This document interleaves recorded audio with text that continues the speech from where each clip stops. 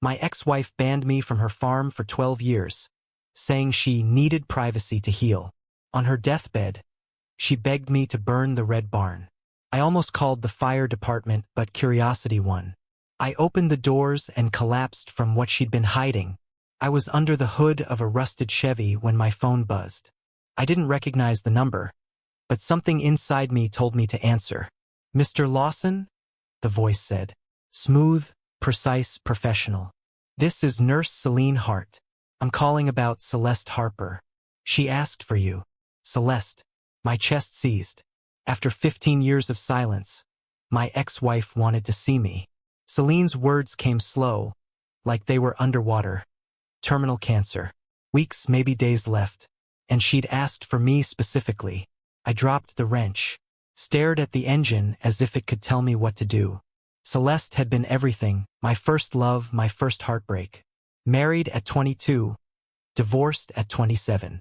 5 years that had burned into memory. And then one day she left. "Jason," Marlo Reed said, leaning against the doorway, my business partner and only real friend left from those chaotic early years. "You okay?" I got a call," I said, my voice small. "From Celeste. She's dying." Marlo's expression didn't shift.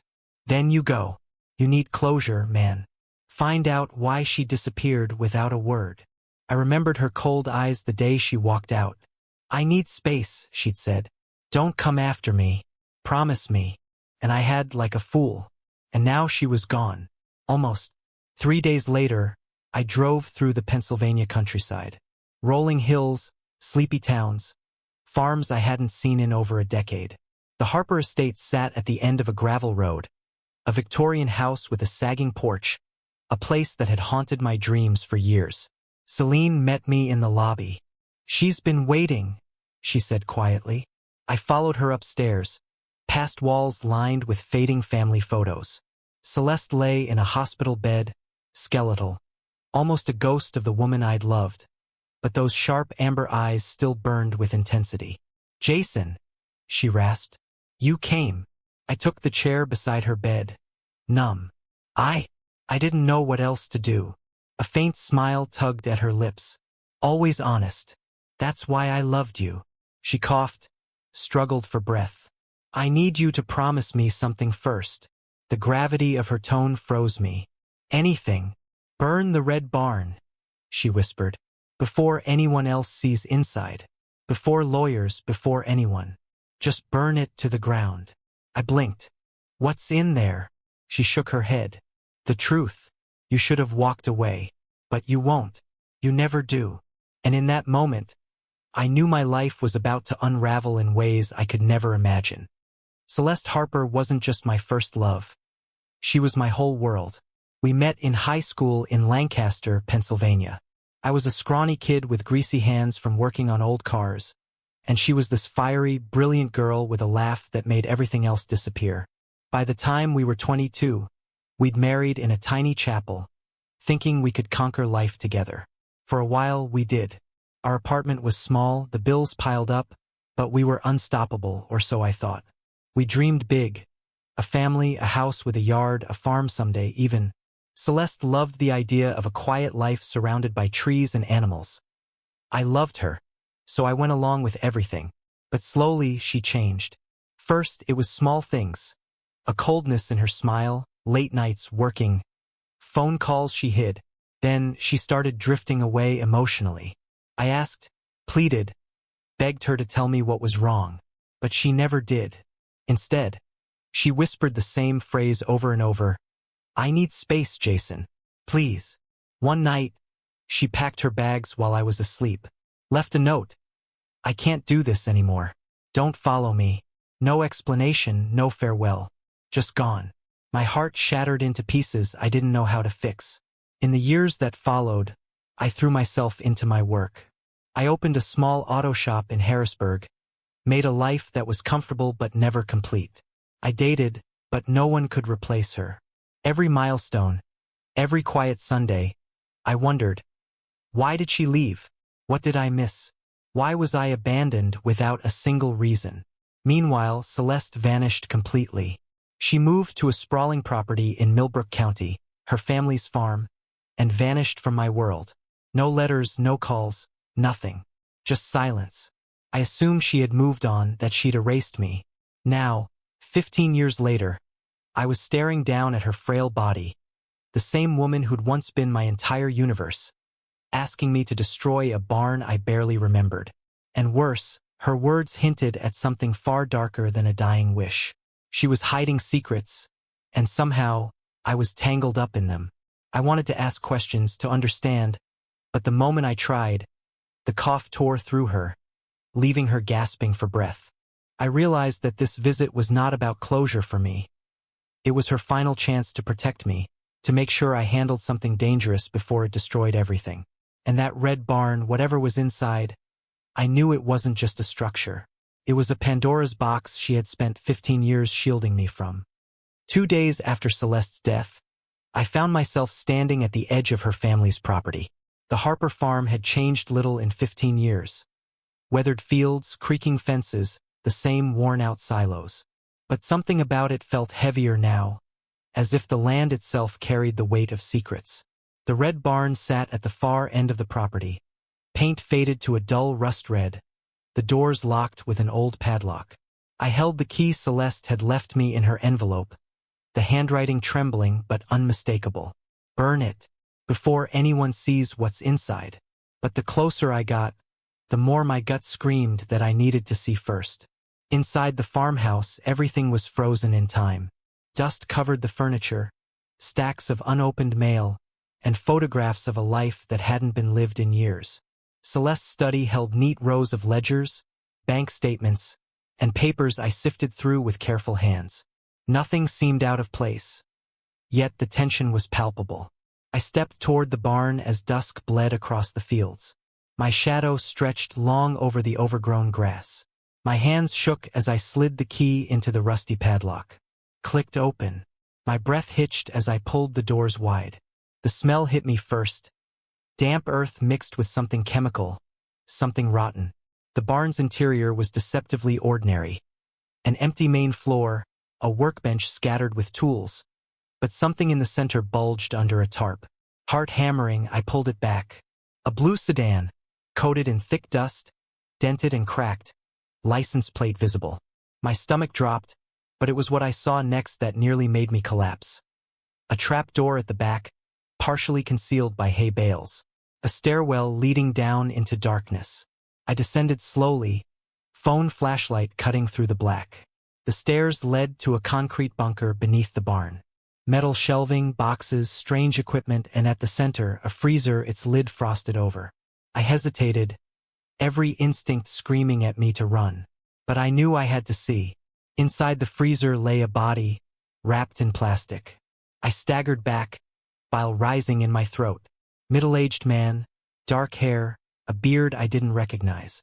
Panic and disbelief clawed at me. Who was he? Why was he here? I scrambled back upstairs and grabbed a file box on the workbench. Photographs, journals, documents, all belonging to Celeste. I sank onto an overturned bucket, reading by the weak light of my phone. The first entry was dated just after our wedding. Celeste wrote about her brother, Darius Harper, desperate, involved with dangerous people, and about a plan that spiraled into murder. Ray Donovan, a man I'd never met, had ended up dead because of Darius, and Celeste had been trapped in a nightmare of her brother's making. 15 years of silence, 5 years of divorce, and she had carried the weight alone, protecting me from what she feared Darius might do if I knew. I read the journal 3 times, stomach twisting with anger, horror, and grief. Celeste hadn't left me because she stopped loving me. She left to protect me. And now, I had a decision. Obey her final command or uncover the truth, and risk everything. I couldn't stop staring at the freezer. The body inside wasn't just some random victim. It was Ray Donovan, a man tied to embezzlement, fraud, and a life of deceit. But the real twist hit me like a freight train when I flipped to the next journal entry. Celeste had written about Darius Harper, her own brother, and how he had manipulated her. 15 years ago, he had been drowning in gambling debts and dangerous connections. Desperate, He had come to the farm with a plan to fake Ray Donovan's death so that Darius could get his hands on Donovan's money. Celeste had refused at first. She had argued, begged, threatened even. But Darius had blackmailed her, threatening to ruin not only her but me as well. She had tried to protect me from getting involved, from becoming a target. And in the chaos of that night, Donovan had tried to escape. Darius had stopped him, and then he had killed him. The realization hit me. My ex-wife had sacrificed our marriage, our life, just to keep me safe from her brother's criminal world. She had pushed me away, lived with guilt and fear, and died carrying the burden alone. But the twist didn't end there. In another envelope tucked into the journal, Celeste had left instructions for me, knowing that Darius would come after me if he knew what I found. She had included a detailed map of the farm's hidden cameras, logs of Darius's visits, and even a list of his offshore accounts, proof of money he had stolen from Ray Donovan's estate. Celeste's dying wish wasn't just about burning the barn. It was about giving me the tools to bring Darius down. I sank to the ground, shaking, staring at the frozen body and the stacks of evidence. 15 years of lies, fear, and betrayal, all orchestrated by her brother, all hidden behind her silence. And now the responsibility was mine. Celeste hadn't just shielded me from the truth. She had set the stage for justice, for revenge, for the reckoning that was coming. I looked up at the barn, the setting sun casting long shadows across the fields. This wasn't just about closure anymore. It was war. I didn't sleep for 2 days after that night. Every time I closed my eyes, I saw the freezer, the plastic, the man inside, and Celeste's trembling handwriting. Burn the barn before anyone else sees inside. But I couldn't burn it. Not yet. Instead, I locked it tight and started planning. I've never been a schemer, but when you've spent half your life fixing things that are broken, you learn how to trace problems back to their source. And the source was Darius Harper. Darius had turned his life into a glossy cover story. A luxury car dealership, charity galas, smiling photos in the local paper. But every detail screamed fake. The man was a parasite who built his empire on blood money and lies. I started small. Public records, business filings, tax documents. All showed a familiar pattern. His dealership started 15 years ago, just months after Ray Donovan disappeared. His seed money? $200,000. Almost the exact sum Celeste wrote about in her journal. I photographed everything in the barn, the body, the car, every page of the journal, and uploaded it to encrypted storage. If anything happened to me, the files would send automatically to a lawyer friend in Pittsburgh. Then I called Marlowe. "You're not gonna like this," I said. He came over that night, brought beer, listened in silence as I told him everything. When I finished, he sat back and rubbed his jaw. "Jesus, Jason," he said. "You're sitting on a murder scene." "I know. So what's the plan?" "I'm not calling the cops yet. Not until I make Darius confess. He's gotten away with this for 15 years. I want him to watch everything he built turn to ash." Marlowe studied me for a moment. "You really think you can make him talk?" "I know him. He's arrogant. He thinks he's untouchable. I'll make him underestimate me." That night I drafted a plan. Step 1, get close. Step 2, bait him with something he couldn't resist. Step 3, record everything. The next morning, I walked into Harper Motors, his dealership, pretending to be a customer. He didn't recognize me at first. 15 years will do that. But when he did, the color drained from his face. Well, he said, plastering on a salesman's smile. "If it isn't Jason Lawson. Come to buy yourself something fancy?" "Maybe," I said, meeting his gaze. "Or maybe I came to sell." He frowned. "Sell what?" "The Harper farm." That got his attention. We met again the next day at a downtown cafe. I offered him the property for $1 million, half its value. I watched greed and panic fight for dominance in his eyes. He needed that land buried. He didn't want anyone touching that barn. "You're either very generous or very stupid," he said. "Maybe both." He laughed, but his voice trembled. "Let me think about it." "Sure," I said, leaning back in my chair. "But if I don't hear from you in a week?" I'm calling a developer who wants to turn it into a luxury retreat. I left him sitting there, fuming, trapped between greed and fear. I set the hook. Now I just had to reel him in. I thought I had Darius right where I wanted him. He was sweating, anxious, already calculating how to outmaneuver me. But that night, the second twist hit, one I didn't see coming. Marlo called me around midnight, voice tight with panic. "Jason, you need to get to the farm. Now." "What happened?" I asked, heart pounding. "It's Darius. He's here." I sped down the gravel road toward the Harper farm, tires crunching over loose stones. My mind raced. How had he found out I had the barn locked? Was he planning to destroy evidence? Or worse, was he coming for me? When I pulled up, the driveway was empty.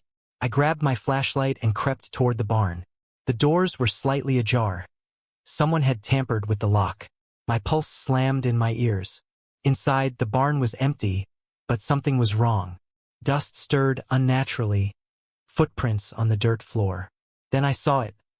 Marlo's camera lying on the ground, shattered. Whoever had been here knew exactly how we had been recording Darius's movements. And then I heard it. A soft, mocking clap from the shadows. "Clever, Jason. Really clever," Darius said, stepping into the moonlight. He had a gun in his hand, his eyes glinting with calculated menace. "I should have known you'd try to play me, but you're too slow." Everything froze. 15 years of manipulation, murder, and lies had led to this moment. I was staring at a man who would kill to protect his empire, his freedom, his secrets. And now I was inside his trap. But Darius wasn't careful enough. He stepped too close to the trapdoor, the same one that led to Donovan's frozen body. And that's when I acted. I grabbed a steel pipe from the workbench, swung, and the gun went flying. He cursed, lunged at me, and in the chaos he stumbled backward and fell through the trapdoor. I didn't wait to see the end. I slammed the hatch shut, locking him in the concrete bunker below. His shouts echoed, fury and terror mixed in every word. I realized then, the game had changed. Darius Harper, arrogant and untouchable, was finally trapped in the very nightmare he had built for everyone else. But even as I stood there, breathing hard, I knew the final, cruelest twist was still coming. Because what Darius had done, what he had forced Celeste to endure, was worse than I had imagined. And I was going to make sure the world knew. Darius Harper's true face wasn't just greedy or dangerous. It was terrifyingly calculated.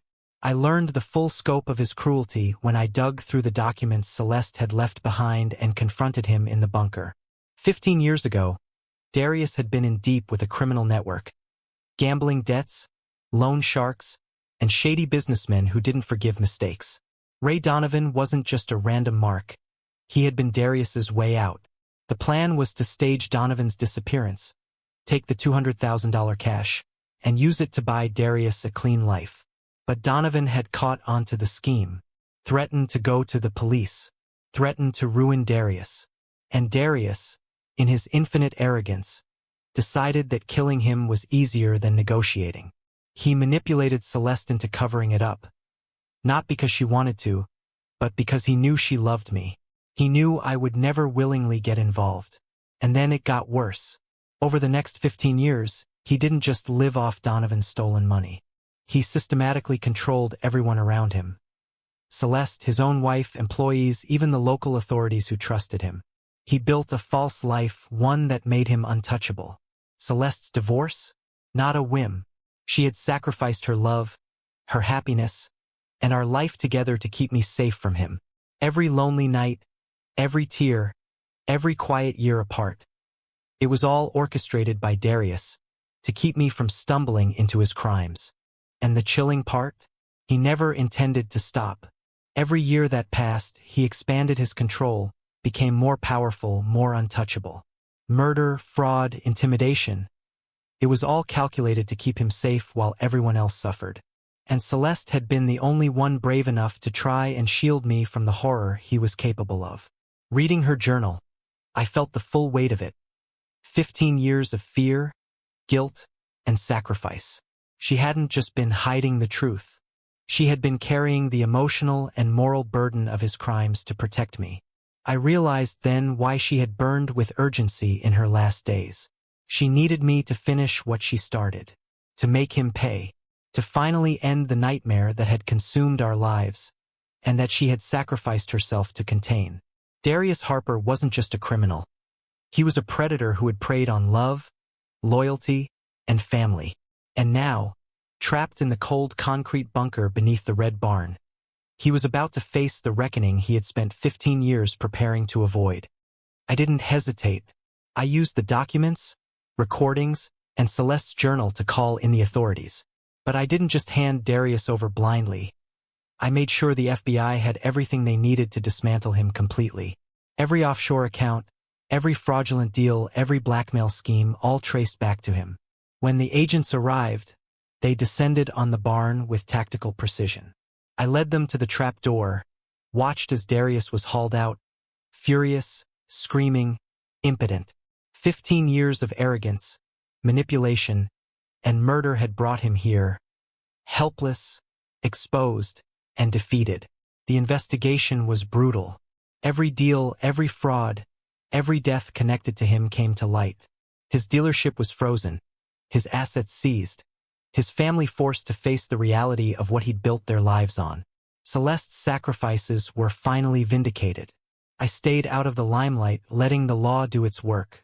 But I did one last thing for her.